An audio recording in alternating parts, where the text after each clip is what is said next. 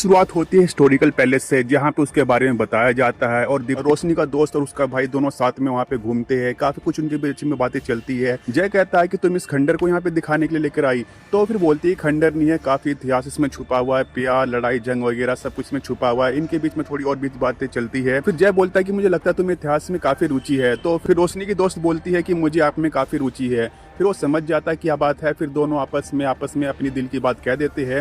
उसके बाद वो बोलती है कि तुम्हें हमें कब पसंद आ गए। तो फिर वो बोलती है कि जब तुम सीबीआई के सामने ढाल खड़े थे अपनी माई के लिए, तुम न्यूज में आ रहे थे, तब से हम तुम काफी चाहने लगे हैं। तो फिर वो भी अपनी मन की बात बता देता है। उसके बाद फिर दोनों काफी इसी बात में बातचीत चलती है। रोशनी बोलती है कि अगर तुम मुझको नहीं चाहते तो तुम पटना की फ्लाइट छोड़ के मेरे साथ यहाँ पे इस खंडर में नहीं घूम रहे होते। तो फिर कहते हैं कि हम तो परिक्रमा करते तुम्हारे साथ में।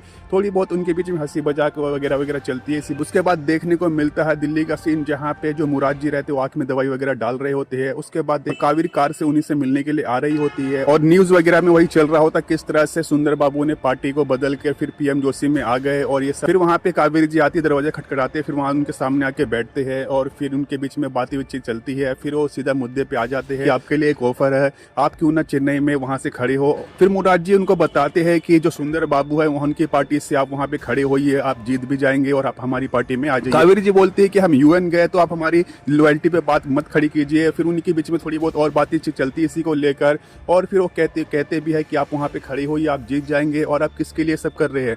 तो फिर वो कहती कि नहीं, मैं रानी भारती के साथ रहूंगी। मुराद जी बोलते हैं कि रानी भारती आपके लिए नहीं, वो अपने परिवार के लिए कर रही है। मुराद जी बोलते हैं कि आपने रानी भारती के लिए जेल गई, अपनी नौकरी छोड़ी वगैरह वगैरह, वो बताते हैं और वो सिर्फ अपने परिवार को देख रहे हैं, आप लोगों को कोई ध्यान नहीं है। तो अब जो मैं कह रहा हूँ वो मान लीजिए, लेकिन इस बात का कोई जवाब नहीं देती। उसके बाद देखने को मिलता है रानी भारती को, जहाँ पे पांडे वो सब कुछ बातें बता देता है जो कि उनके बीच में हुई होती है, यानी कि मुराद जी और कावेरी के बीच में जो भी डील वगैरह जो वाली बात कर रहा था वो मुराद वो सब कुछ बता देता है। किस तरह से उनको ऑफर दिया जा रहा है, किस तरह से उनको ऑफर दिया जा रहा है वहां से इलेक्शन लड़ने का, और आप जीत भी जाओगे इस बारे में वहाँ कुछ सब कुछ बता देता है पांडे। फिर पांडे भी उनको भड़काने में लग जाता है, कहता है कि अब कावेरी भी उनकी टीम में होने लगी है, मुझे ऐसा लग रहा है, क्योंकि कावेरी जी ने ना तो हाँ कहा है ना तो ना।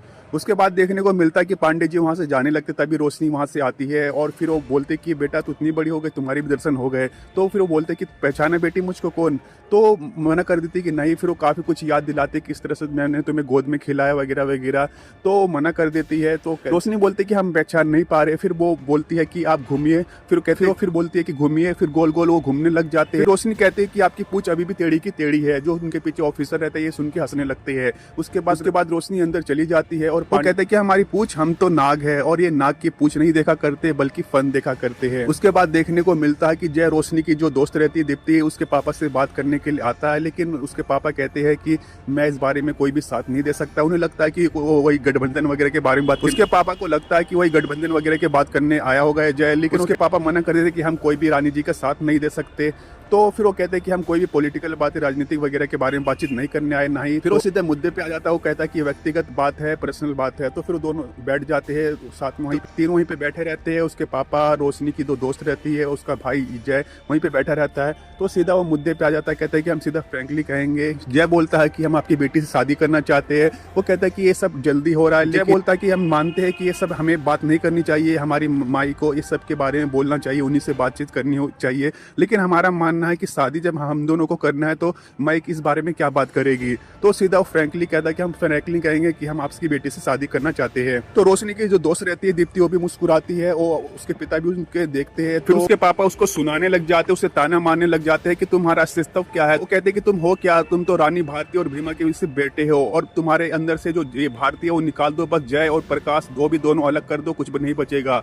तुम्हारा टेंडर भी तुम्हारी सरकार ने कैंसिल कर दिया, इसके साथ तुमने बिजनेस किया ऋषि अग्रवाल के साथ, तो तुम्हारी बहन सीएम ने उसका भी कैंसिल कर दिया। फिर उसके पिताजी बोलते हैं कि यहाँ तक कि तो तुम्हारी माई को भी तुम पर भरोसा नहीं है, अगर भरोसा तो तुम्हें सीएम बनाते, ना कि तुम्हारी बहन को। ये सुन के वो काफी अंदर से गुस्सा हो रहा होता है, लेकिन वो चुपचाप रहता है। उसके बाद वो काफी कुछ उसे ताने मारता है। वो कहता है कि अपने भाई से सीखो, तो तुम्हारे भाई को पढ़ने के लिए लंदन भेजा गया और तुम यहाँ पे आवारागर्दी करते हो। और वो बोलते कि तुम जयप्रकाश नहीं, तू नालायक बेटा है उनका। काफी कुछ इसी तरह के वो ताने मारते हैं। वो दीप्ति भी कुछ बोलने वाली होती लेकिन चुपचाप रहती है। उसके बाद वो कहते हैं कि हम जानते हैं कि तुम हमारी बेटी से प्यार कर, हमारी बेटी भी तुमसे प्यार करती है, लेकिन हम अपनी बेटी के लिए मना नहीं करेंगे, लेकिन हमारी एक शर्त है। उसके बाद जय कार से जा रहा होता है और उनकी बातें याद कर रहा होता है। वो उन्होंने शर्त ये रखी थी और उनकी बातें याद करता है। उन्होंने कहा था कि अगर हम तुमको शर्त बताएंगे तो तुम संभाल नहीं पाओगे अपने आप को, तो हम तुम्हारी मई से बात करेंगे। उसके बाद देखने को मिलता है मिश्रा जी का घर का, जहाँ मिश्रा जी अंदर बैठे रहते हैं। एक ऑफिसर आते हैं और कहते हैं कि आपसे कोई बुर्का वाली मिलने आई है और आपसे मिलना चाहती है, लेकिन मिश्रा जी बोलते हैं कि तो आप जाके उनको बोल दीजिए वो हमारी ऑफिस में जाके हमसे मिलेंगे।